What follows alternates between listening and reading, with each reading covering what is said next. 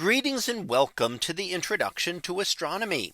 In this week's special topic in astronomy, we will talk about the Fermi paradox and try to understand a little bit more about what that is. So what is the Fermi paradox? Well, let's try to explain it a little bit. And it was given to us by physicist Enrico Fermi. And what was suggested was a couple of things. First of all, it said that if life forms easily, which seems to be the case, the building blocks of life are very easy to form, then we should see convincing evidence of alien life. Why don't we see it? So what does this mean? Well, essentially, the question of the Fermi paradox is, where are the aliens? Why have we not been visited or do not have any convincing evidence of visits from alien species? Well, the whole idea is that the Milky Way could be explored in just millions of years. And we can look at that in this way. So let's take a look at a couple of things here. If we imagine one civilization starting out around one star, and a civilization that develops space travel such as our own. Now we can imagine that that civilization will want to explore and explore nearby stars. Now that could be a time consuming process. But how long does it take? Well, if we imagine that, let's just say in 1,000 years, we could get to a couple of nearest stars. So let's just say that, so that in just 1,000 years, we've traveled to the two nearest stars. And then we develop civilizations there. And of course, they already have the technology that we brought. So another 1,000 years, let's just say each of them go to a couple more stars and maybe we visit another one. And we can continue this process.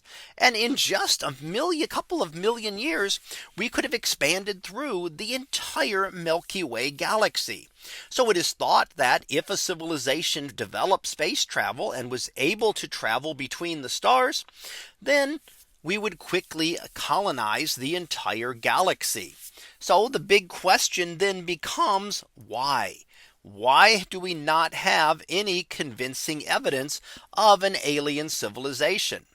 And there are a lot of different explanations that apply to this. We said that life can form easily. Is that the case?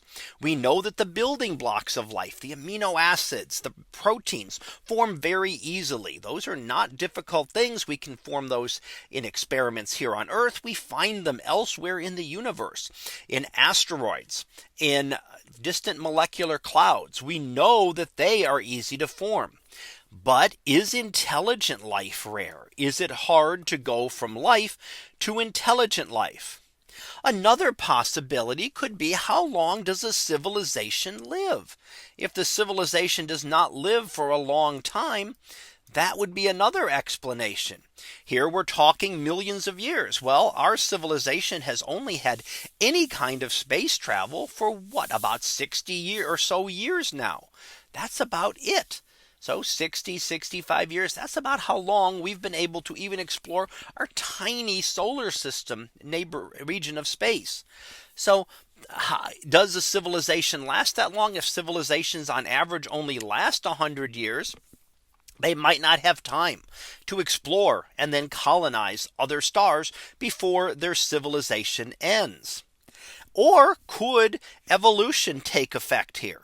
Could things quickly evolve to something different, something that we cannot comprehend? So could what looks like us, a civilization that might have looked like us a million years ago, what would we look like a million years from now? What would that civilization look like to us? And would it be something we could even recognize? So at this point, we know of life only one place here on Earth.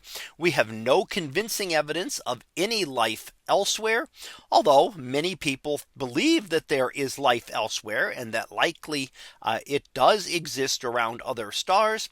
But we do then come back to the Fermi paradox, trying to consider, where are those aliens?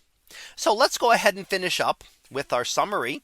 And what we've looked at today is the Fermi paradox, which really puts forth the idea that intelligent life should be able to spread quickly through the galaxy. We have no convincing evidence of any intelligent life except in one place, that's here on Earth. And we've had various ideas, and I discussed just a few of these. You can read about far more elsewhere of other ones that are ways to really be able to discuss and other options for the to explain the Fermi paradox. So that concludes this special topic in astronomy on the Fermi paradox. We'll be back again next week for another special topic in astronomy. So until then, have a great day, everyone, and I will see you in class.